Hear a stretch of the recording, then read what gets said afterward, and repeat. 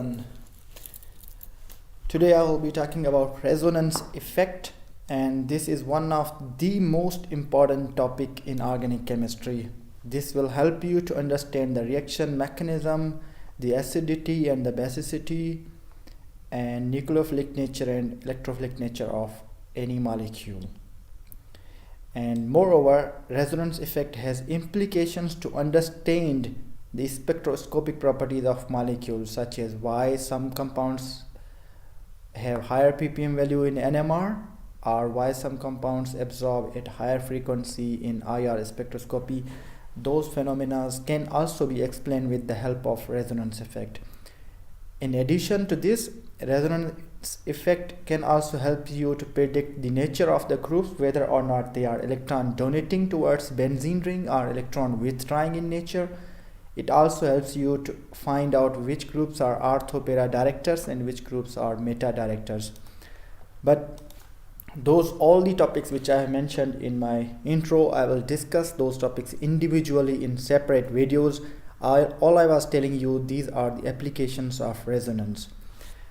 Why this resonance is important? That's what I told you, that it has number of applications in organic chemistry. So I have made 10 slides on this topic.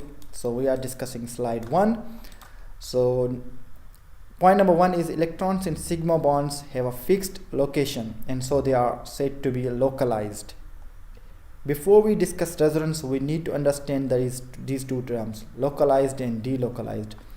So pi electrons that can be drawn in different locations are said to be delocalized. Have a look at this example, which contains a single bond that is called a sigma bond, and that sigma bond contains sigma electrons.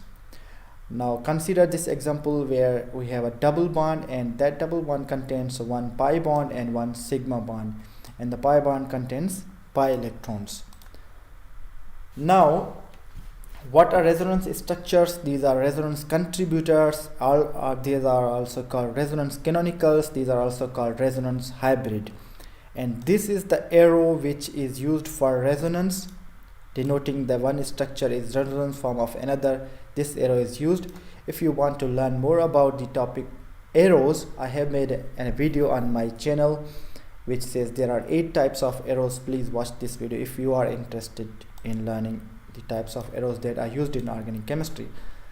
Okay, so before you start resonance, you should be able to know that what is Lewis structure. So these dotted electrons around oxygen are called free unpaired electrons. This is how we draw Lewis structures to complete their octet shell. Now if you look at this carbon, which has made 4 bonds, hence it carries no charge. If you consider this oxygen, which has made 2 bonds with carbon and carries no charge, because oxygen can make 2 bonds. If it makes 3 bonds, then it will get positive charge. If it makes 1 bond, like here in this case, oxygen has made 1 bond, hence it carries negative charge. Oxygen belongs to the member of periodic table 6th group, and it contains 6 unpaired electrons, or 6 valence electrons in its last shell. So 2 electrons in this oxygen are utilized in bonding, hence it has 4 unpaired electrons. How about this one? This contains 6 electrons, so 1 electron is in bonding and other is free. That's why it carries negative charge. So this negative charge can go inside here to make double bond, and then this goes at the top. So these 3 are the resonance forms or Lewis diagrams of this compound acetate anion. You can solve, and this is the resonance hybrid. Another example of resonance is very famous, very conventional, that is benzene ring. So these pi electrons, make sure that you are using these arrows to swap between one bond to another. These are delocalized electrons. They are delocalized inside the benzene ring. They are not fixed. So these are the 2 contributing structures towards this resonance hybrid drawing. So the contributing structures are the structure that contribute towards the final structure. Final structure is the average of the resonance contributors. In next slides, we will discuss the rules of resonance and the important points about resonance that we can understand about the resonance. Okay, and now we will discuss the resonance, another topic, that is the rules of resonance in this one. And this is the slide 2. Here you go. So rules for drawing the resonance contributors. There is only one real structure for each molecule or ion. This real structure, the resonance hybrid, takes its character from average of all individuals resonance contributors, as I mentioned in the slide 1. So two resonance structure does not mean a chemical reaction, but it's the same molecule, exactly just the movement of electrons in resonance. Point number 2, hybrid resonance structures is stable compared to its contributing structures. Point number 3, resonant forms do not necessarily have to contribute towards resonance hybrid structure. Point number 4, all resonance structures must follow Lewis structure. That is, each atom should fulfill duplet in case of hydrogen or octet in case of any other element, including carbon or oxygen. Only pi electrons or lone pairs, delocalized electrons, move from one atom to another. Sigma bonds are never broken, must remain at same position. All resonance contributors must have same molecular formula and net charge. So in resonance, molecular formula stays same, net charges stays same, and the compound overall remains same. Just is a shifting of pi electrons or free unpaired electrons. It's not a chemical reaction. So in exams, after a lecture test or in entry test or college exams, you often see the questions that find out which is the stable form of resonance. In order to solve those type of questions, you must remember or you must understand these rules for resonance structure stability. The rule number 1 says complete octet shell. Atoms should have a complete octet or filled shell. Rule number 2 says the greater number of covalent bonds, more stability. I will explain each rule with example later on in this lecture. And slide 3 says the structure with least number of formal charges is more stable. Point number 4, structure with least separation of formal charges is more stable. Point number 5, negative charge on more electronegative atom will be more stable. Point number 6, positive charge on least electronegative or most electropositive is more stable. Point number 7, resonance forms that have no difference in stability contribute equally, for example benzene. So these are the rules. This is the name of the game. You have to play it by the rules. So these were the 7 important rules for understanding the stability of resonance structure that you need to know. Now let's apply these rules to the examples. Let's consider this molecule, ozone. Now in this example you have to fulfill the octet of the oxygen, and the overall charges, the net charges positive and negative, remain same, and this is how you move charges or move electrons from one molecule to another. So let's discuss more examples in the other slides, and let's find out the more slides of this resonance lecture. Let's have a look at the slide number 3 of resonance, in which I am discussing the more examples of resonance effect. Let's look at the example DMF, dimethyl formamide. So this is DMF, it's a solvent, common organic solvent. It has resonance structure. So this resonance structure is drawn here. The lone pair of nitrogen goes there down and makes carbon double bond nitrogen bond, and the bond between carbon and oxygen is broken and gets a negative charge on the oxygen atom. So there are 3 types of moves in resonance that are allowed. You can make 3 types of moves. This is very important point which I am making now. This is the point that you must know in order to draw resonance structures. So the first move that is allowed in resonance is pi bond to lone pair. So you can move electrons from pi bond and make them a lone pair like this one. So this is lone pair. So you started from pi bond and the ended at lone pair. This move is allowed, and as a result you get charges positive and negative. Second move is lone pair to pi bond. So you reverse back these negative electrons and makes this double bond, and the net result becomes 0. The net charges become 0. Now if you are asked which structure is more stable, the one which is least charges, this one is more stable. Third one is a pi bond to pi bond. where you move electrons from one pi bond to another pi bond. Similarly, these are the three types of moves that you can make in order to understand the resonance. So again, I'm repeating: pi bond to lone pair to pi bond, and pi bond to pi bond. Another important point: resonance forms in carbonyl group, and you will encounter this resonance forms in thousands of reactions when you will draw a mechanism of organic chemistry. So this is the most common resonance form which you will see in the organic chemistry, that is the resonance form of carbonyl group. So carbonyl carbon of this carbon, this bond breaks in the favor of oxygen, and oxygen, being more electronegative atom, gets a negative charge, and carbon gets a positive charge. So two charges, carbon lacks full octet. This was the neutral state. Now this neutral state changed into chargeable state. Another possibility that could be, that is between pi bond to lone pair, this bond breaks in the favor of carbon and gets the negative charge. Now which one is more stable, this one or this one? Now you need to apply the rules. So the negative charge should be on the electronegative atom. So oxygen is more electronegative than carbon, so this structure is unstable, this one is unstable, and this one is stable because oxygen gets the negative charge.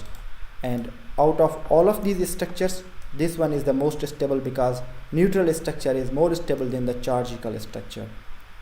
Okay, this one I took it from this website, and let's have a look on the slide 4. Now in slide 4 we will be discussing more examples of the resonance effect and so on in the slide 5. Again, this resonance form is quite common in carbonyl chemistry. When proposing reaction mechanism, it's better to give all atoms full octet of electrons if you can. You have to obey this point, you have to follow this point. Have a look at this structure and see that in this case oxygen gets a positive charge, and when this bond shifts in the favor of oxygen, oxygen becomes neutral and carbon gets the positive charge. Which of these two structures is more stable? The one in which the electropositive atom gets the positive charge. Similarly, in this case nitrogen is more electronegative than carbon, and nitrogen carries a positive charge. So between these two structures, which will be more stable? The one which contains carbon gets a positive charge. So place the negative charge on least basic atom. Place the negative charge on least basic atom. For example, methyl, this one carbon is least basic, and NH2, OH, and F negative. So this one is most stable and this one is least stable. The electronegativity effect comes into play in resonance. So electronegativity is the stability of anions. Anions means any atom which contains negative charge increases going to the right across the periodic table. As you go from left to right, the electronegativity or stability of anions increases. So which one will be more stable between these two structures? First one in which oxygen gets negative charge, and the second one in which carbon gets negative charge. Now carbon is less electronegative and oxygen is more electronegative. So the negative charge is more suitable on the more electronegative atom such as oxygen. So this one will be more stable. Let's have a look on another effect of resonance, that is polarizability.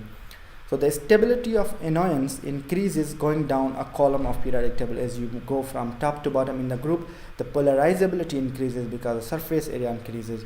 So oxygen, sulfur, and selenium belong to the same group, and oxygen is least stable and selenium is the most stable.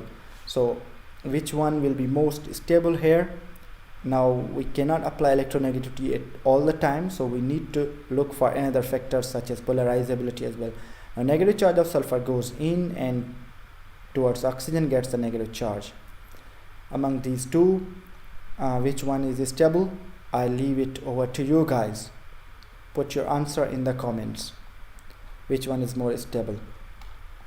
Next effect about resonance is inductive effect. That explains the stability of anions increases with electron withdrawing substituents. So as you put the electron withdrawing substituents, means those groups which are more electronegative are called electron withdrawing groups. Inductively I will make another video on inductive effect, where I will compare the resonance and inductive effect individually. Here I'm just explaining what inductive effect means and how this affects the stability of the atoms. So negative charge on carbon means least stable, and as you increase the number of fluorines, number 1, number 2 and number 3, so the last compound gets 3 fluorines, hence becomes the more stable. So this is how the inductive effects works. More the number of electron withdrawing atoms attached, higher will be the inductive effect and higher will be the stability of that compound.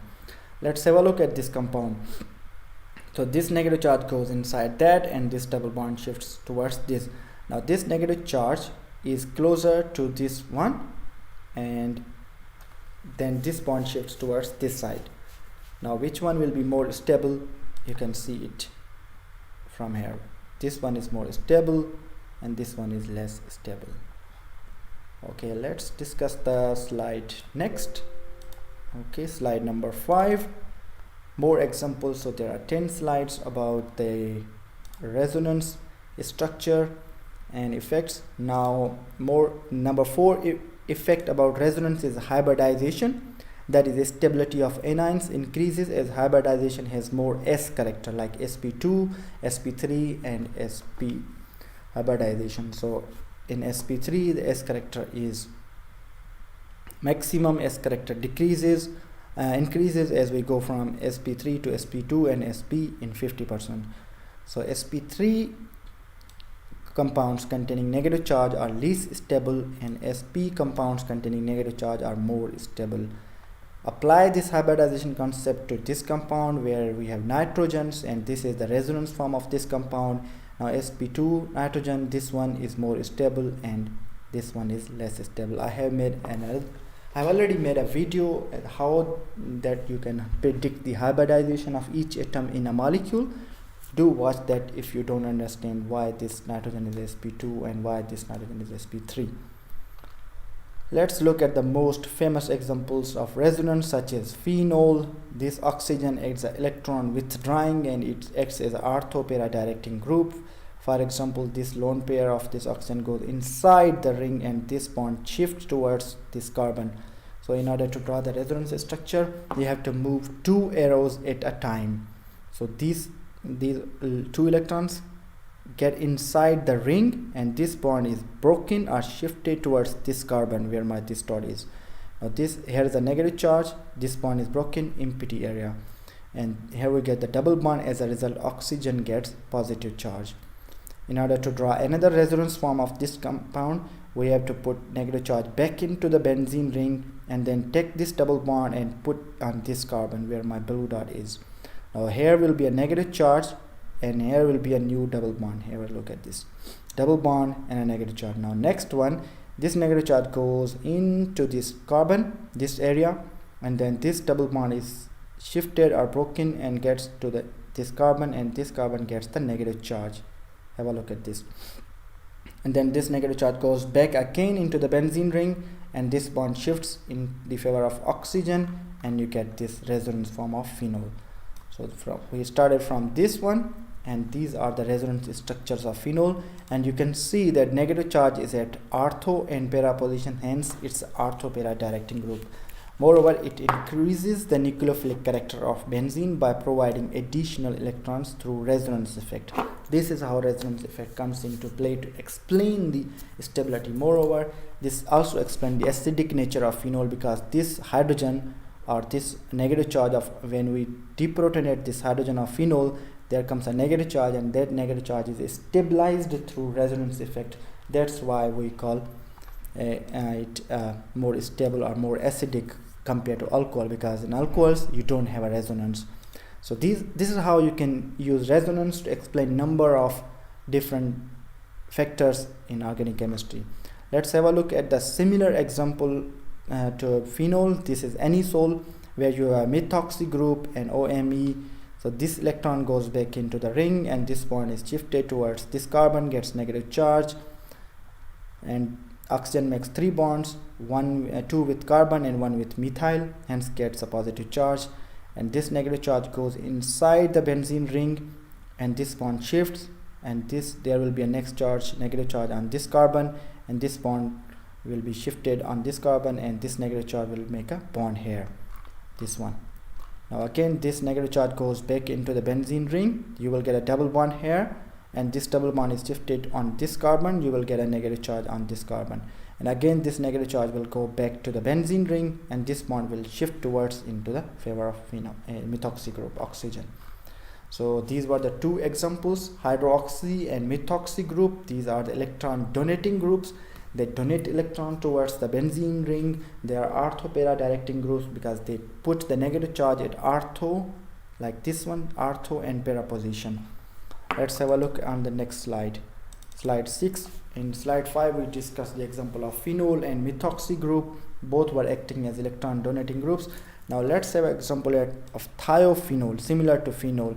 Instead of oxygen we have sulfur. Again sulfur will act as an electron donating group because it will donate electron towards the benzene ring, and these two electrons will come here and make a double bond, and this double bond is broken and gets are shifted at this carbon, and this carbon gets the negative charge. In the next step this negative charge goes back into the benzene, similar to phenol or anisole, and then this bond is moved to this carbon, and this carbon gets the negative charge.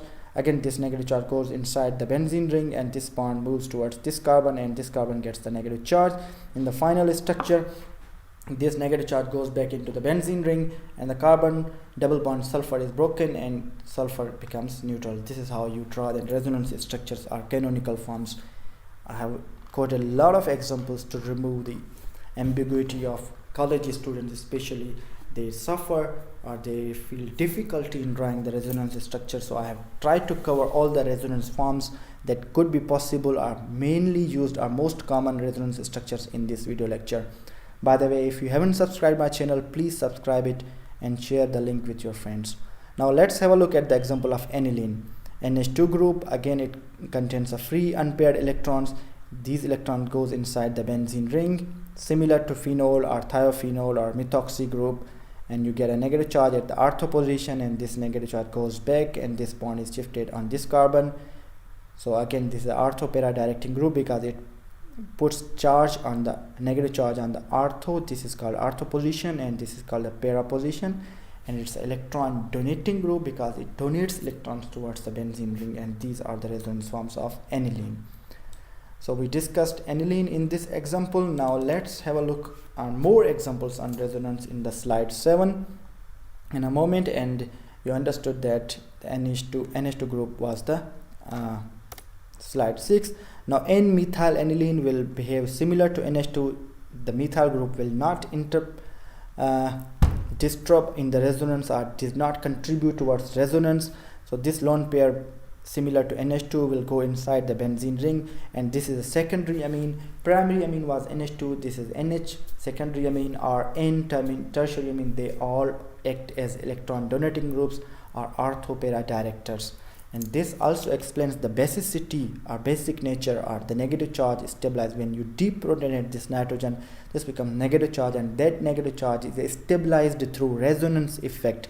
That's how you read the lines when you read the research papers or books, that this negative charge is stabilized through resonance effect, or this positive charge is stabilized through resonance effect. So this is what I'm explaining, how this is stabilized through resonance effect, because these electrons, these pi electrons, are involved in delocalization, they are involved in resonance, so they are resonate around the benzene ring. Excuse me. Now let's see, it's similar to phenol or the examples which we have earlier covered in this video lecture.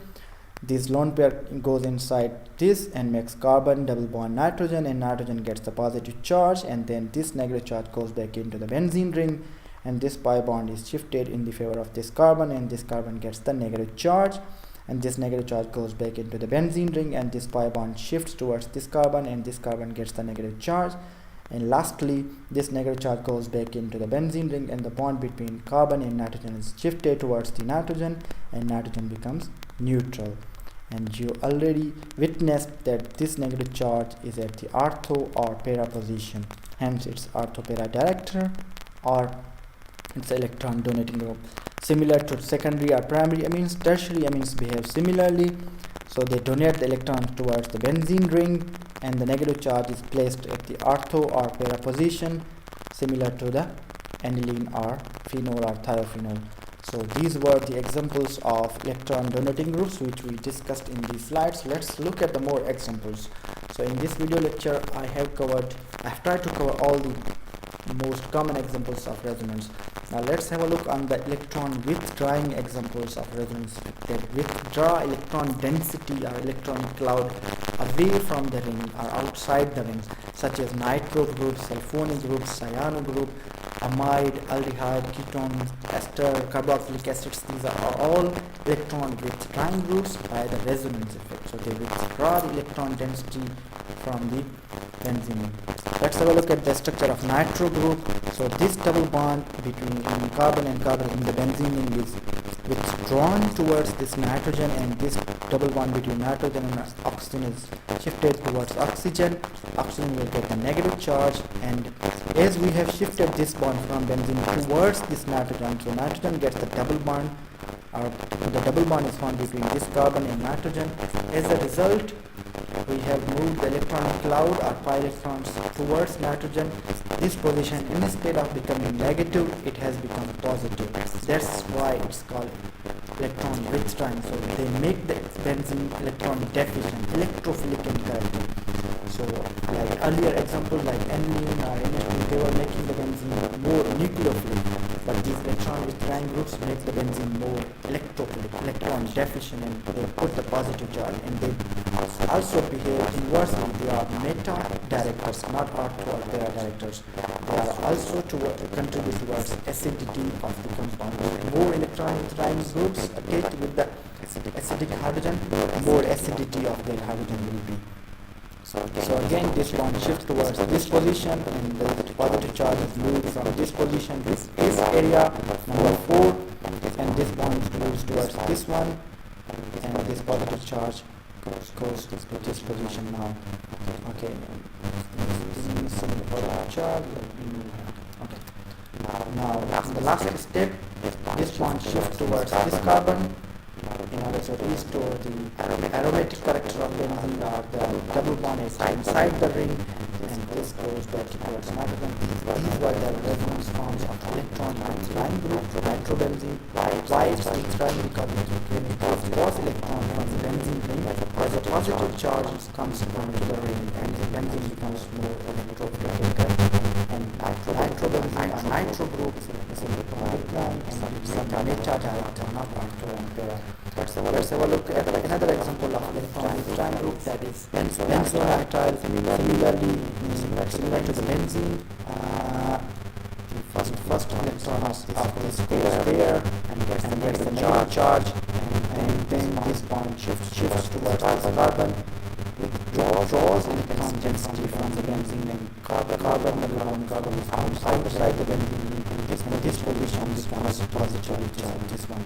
Similarly, this bond shifts towards this position. This positive charge is out the position of para 1 pair, and then this bond shifts towards this position, and this positive charge goes on to ortho pair, which is missing.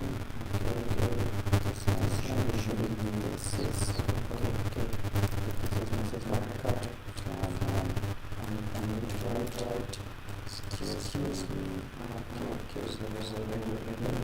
This double bond from this carbon, the positive charge should be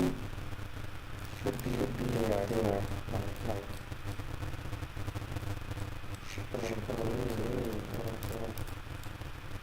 So let's touch here, and this bond should be at this position. This one. And the last structure of this form would be to make this double bond, and then this reverse back towards the benzene ring. This one between carbon goes towards the benzene ring, and the positive charge is removed, and the oxygen is precipitate this way, and then that.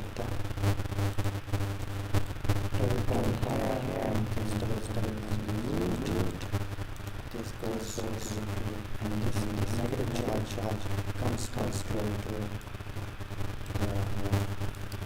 carbon nitrogen bond, and this negative charge comes back, and we get the electron there also instead of double. So we get the sign in, but this is how we draw the resonance of this compound. So in order to make it consistent, alright, so this is how we draw the resonance bonds of electron with triangles like nitrobenzene or cyclohexanol. And let's have a look at the more examples of resonance in the slide 9. In the previous slide, let's discuss its triangle. Now let's discuss the two electron donating, like NH2 group is electron donating, and nitro group is electron withdrawing. When you have both groups attached to this benzene ring, how you can draw the resonance forms, or where you will put the positive or where you will put the negative charge. Now let's compare how NH2 is electron donating and how nitro group is electron withdrawing. So the electron donating group donates its electron towards benzene ring, and benzene ring gets the negative charge here, like this one. Now this negative charge goes further there, and this bond shifts towards there. So NH2 has placed negative charge at R2 and P position, like this one. Now this negative charge, instead of going towards the benzene, it goes away from benzene, like this. So in nitro group acts as an electron withdrawing group by taking out electron densities, making benzene electron deficient. So again it reverts back, this goes there, and then this bond shifts in this favor of this carbon, and then this gets a negative charge, and you restore the final structure. So this is how you explain the resonance effect when you have one or more than one group attached on the benzene ring, like in this case NH2 group and nitro group. We explain how they are contributing in the resonance form.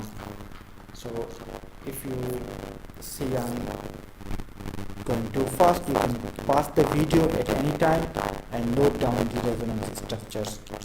And in the last slide I will cover one more example about resonance structures, and then that will be the last lecture of the resonance slide. Like benzoic acid, it also an electron withdrawing group, withdraws electron density from the benzene ring and makes it a the bond shift towards this area, and this goes to this oxygen, and you get a positive charge on this benzene, and this goes into this benzene ring. Similar to the one examples which we did, nitro group or cyano group, this puts positive charge at R2 and beta position, and this is an benzoic acid, or this acid group acts as electron withdrawing group or meta directing group. You can relate this example to aldehyde or ketone or ester, similar to the one with this electron, they get the electron density out of the benzene ring. I hope I have covered a lot of examples of resonance in this video lecture. If you have any questions regarding this, please put your comments below in this video on YouTube, and subscribe my channel for more videos.